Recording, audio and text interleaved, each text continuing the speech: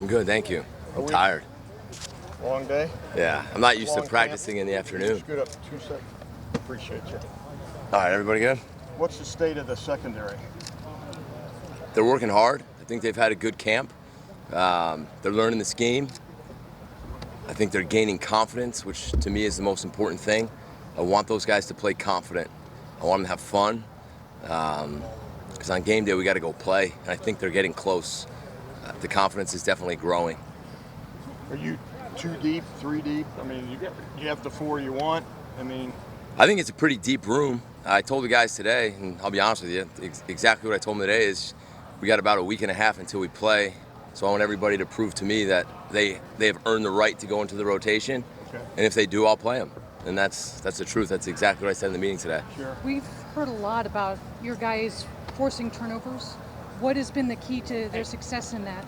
I think kind of what I just went back to saying is they know what they're doing.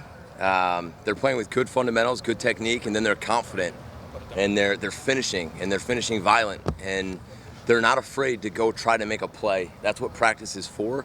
That's what I tried to talk to them about in the spring, if you remember, and it's fun to see them doing that. And if they make a mistake, we'll fix it. But I want them to be fearless, and I want that to be their mindset. And when you do that, hopefully good things will happen.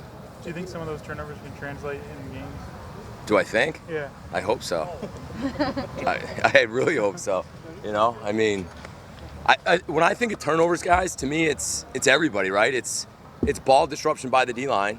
It's the linebackers getting in windows. It's tip balls.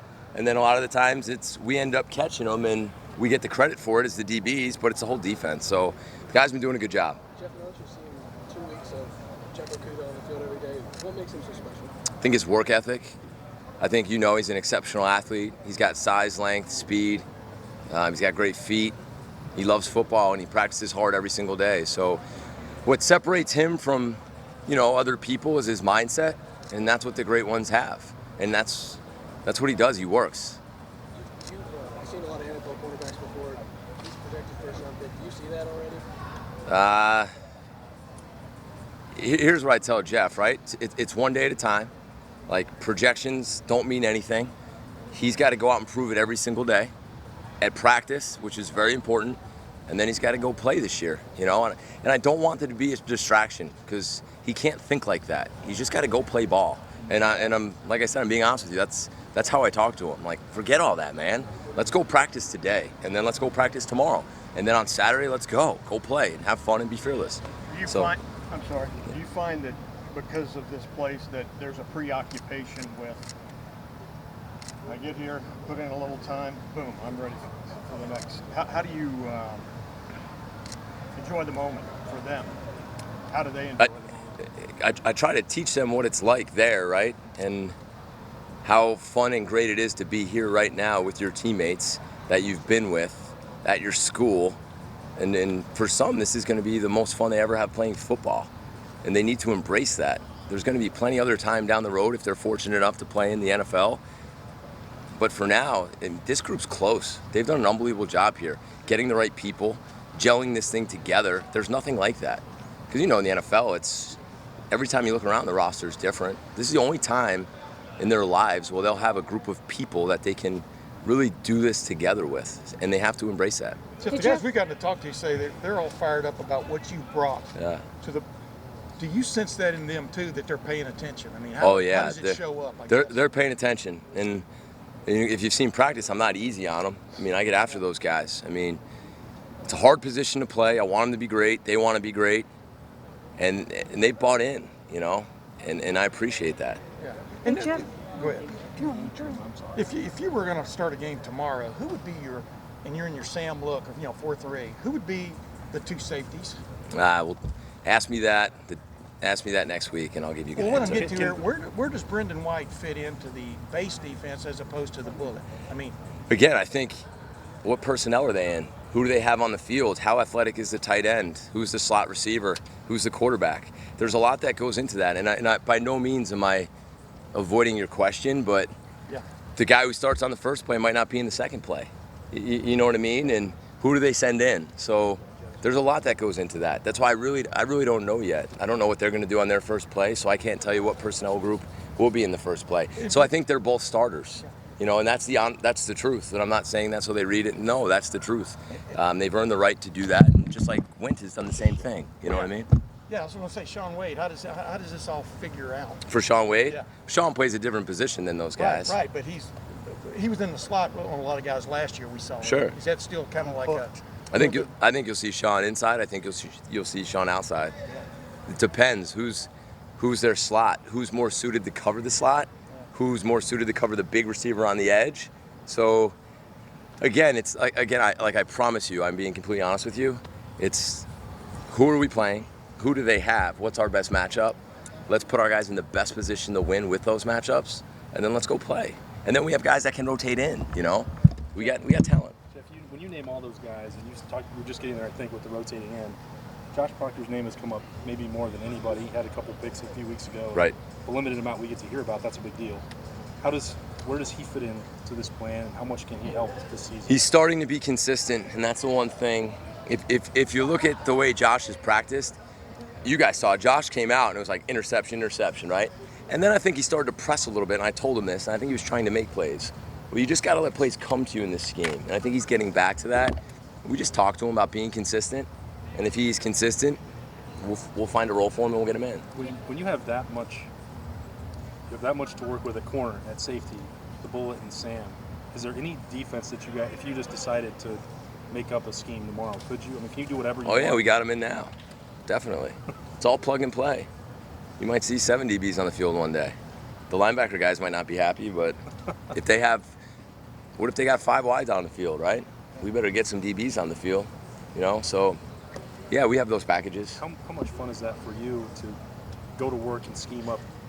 Urban used to say draw on the whiteboard and get out the ideas. When you have this much talent, you can do whatever you want. How much fun is that as a coach? I just love coaching in general. I mean, just being out here every day, it's been unbelievable. This is probably the most fun I've had coaching in a long time, and it's because of how hard they work and how hard they practice.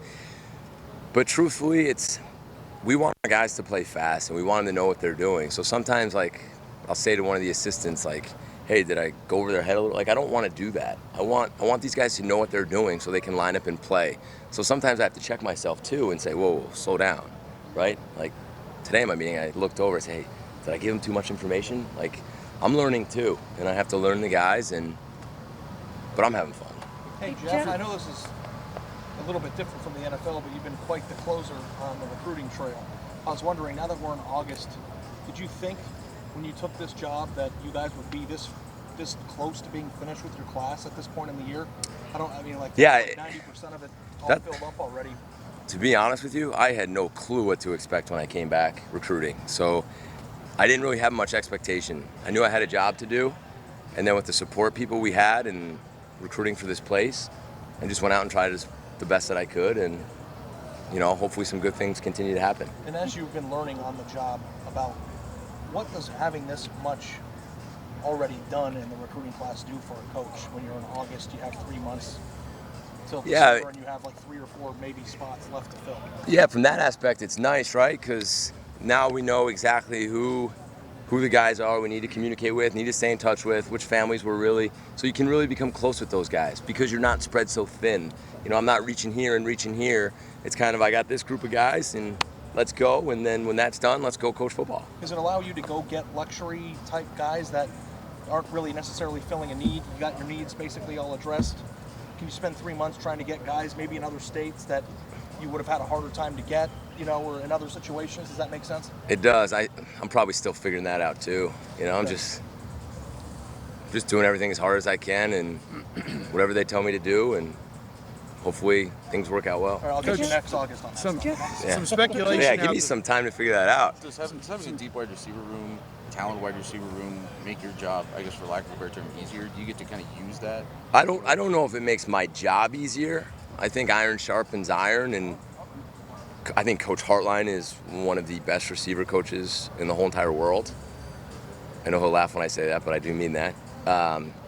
So that combination with the skill they have makes our guys better. It's hard. Every rep is hard, which is what it's going to be like in a game, So I think that's really cool that we get to do that. Some reports out there that Jonathan Cooper wasn't at practice and maybe dealing with some injury issues. We haven't talked to Coach Day, obviously, today. Just, is there anything to what's going on? Is it a lingering thing, or hoping to get him back sometime soon? Ask Coach Day about that. I think he'll give you the best answer. I don't want to put any words in anybody's mouth, so just, if you don't mind, just ask Coach Day. Okay. And again, no disrespect. He'll just do a better job answering that. Jeff, when you're talking about putting guys in the right position, and you want Sean Wade being able to bounce between stuff, like what is the best position for him? Where is he at his best? That's a good question. Sean's a really smart football player, and he's really instinctive. So when he plays inside, he sees things well. So he's good against the run, he's good against the pass, and things move faster in there, right? He can react quickly, mentally and physically, which is awesome. So from that aspect, I think he's a good player inside. I also think he has the size, length, and speed to play on the outside too. So, you know, I think he's a really good combination, and I know I'm kind of riding the fence a little, but I think he's good at both, and I think he'll continue to develop at both. Can you guys put out a depth chart? What position will be next to Sean's name? That is a good question. They haven't asked me that yet. It just seems like he's playing strong safety, he's playing nickel corner, he's playing outside. That's kind of cool that you guys can't figure that out. That means FAU won't figure it out either, right? Yeah, I guess you're right. So let's see when the depth chart comes out what it is. That's funny though. So he could, honestly, you could put nickel, you could put corner, you could put safety, because it might look like all those things, right? Sometimes you see him there, sometimes you see him there, sometimes you see him there. So kind of like all the above, which they'll probably just list him as a corner, I guess, right? Do you have any other guys like that? I don't know, because like Jordan's talked about wanting to move around. I don't know. Yeah, I mean, all the guys that train on the inside have to be able to play on the outside. I mean, we don't just have the luxury of just saying, hey, you're an inside-only guy. So those guys can all do that. Jeff, when you come in, like there was the coaches before you coached a lot of press man, and Yeah. that is what the guys here were recruited to do. But when you come in, that's not your staple. You're not going to play that every single. Oh, I love press man. Like if you wanted to sit down and talk, that'd probably be, I could talk to you about 3 hours about that. Love press man. Got to be able to play press man. Have to be able to. I think it's a fundamental technique that's kind of lost in football right now, and it's hard, and you got to work it. You know, so you'll see us press. I just don't think it will be on every single play we won't press. But how do you get them to buy in? How do you get cornerbacks to buy in who came to play that system that they were recruited? Because they saw guys go to the NFL with that system. And it's a great system. I mean, look, like the guys that have coached here before did an unbelievable job. So I'm not like saying like, no, no, that's not what we said at all. We're just, you know, in our scheme, we need to be able to play some off. We need to be able to press. And what do? I show them. I show them it working. I show them why. If you show somebody why, and you put on tape, and you show them that, I mean, I don't think the buy-in's hard. These guys trust us, which is awesome. I mean, our defensive staff has done a great job with that, and it's been fun. But these guys have been awesome. Jeff, Do you have fun recruiting since you've been doing it for so long? Yeah, I have a blast. It's been great. The guys that we get a chance to recruit and talk to, it's been a lot of fun. But you've had a lot of success in the recruiting trail, and you hadn't done it for so long. Is it just like something where you just go into people's houses and just have a conversation and hang out? And, you know, do you find that like fun compared to like maybe another coach who's been doing it for years? I don't know, because I did it for years, right? I did it for 10 years. I just kind of got right back into it. And you just be yourself. Just be honest and keep it real and show them what you can do for them. Show what the university can do for them. And don't lie to them and don't sell them on things that aren't true. And at the end of the day, if they want to come here, let's go. And if they don't, then, hey, go somewhere else. You did it for 10 years. Did you need a break to get back into it, to realize that you were having fun doing it? No, I didn't need a break. I had a lot of fun doing it back then too, you know. So it's been good. Oh, sorry. Jeff, how many corners do you have right now that you feel comfortable you can play on a Saturday? I guess maybe outside of, I think Jeff, Damon, and Sean are probably. As long as they keep working hard, I feel comfortable with all of them. Okay. You know, I don't want to single anybody out and not mention a name, and you know, those guys were working too hard for me to go down that road. So sorry not to give you what you're looking for. Because when you first got here, like the very first time you talked to us, you were asked about rotating corners, and you basically said, like, if we have enough, we'll do it. Yeah. I just didn't know if you felt like. No, and that's like kind of like what I said before, right? Like, go out and practice. Go out and show me every single day you deserve to play, and we'll play you. Yeah. You know, and that's the truth. And maybe week 3, someone else will show up, right? Because these guys have to still develop. They're all still young. It's college football. So, and they got to realize that. Like, hey, just because you don't play week 1, it's a long season. You got a long way to go. You know? Do you have a better sense on how many guys you'll be able to rotate next Nah, one? not yet. Hopefully, as we get closer to game time, I'll have a good answer for you about that. We hear a lot from the guys how Last this question. defense is simpler than it may have been in the past. And you hear that around the country. A new defensive staff comes in, they simplify things. Right. Why don't coaches just play simple all the time then, if that seems to be the answer when new coaches come in a lot of times? Truthfully, I don't think you can always be simple. You know? Who do you have? What do you have? You know? Who are you playing against? What conference are you in? I think it's all kind of, where are you? What type of players do you have? What type of offensive schemes are you playing against? There might be some games where we have to be less simple. There might be some games where we're more simple.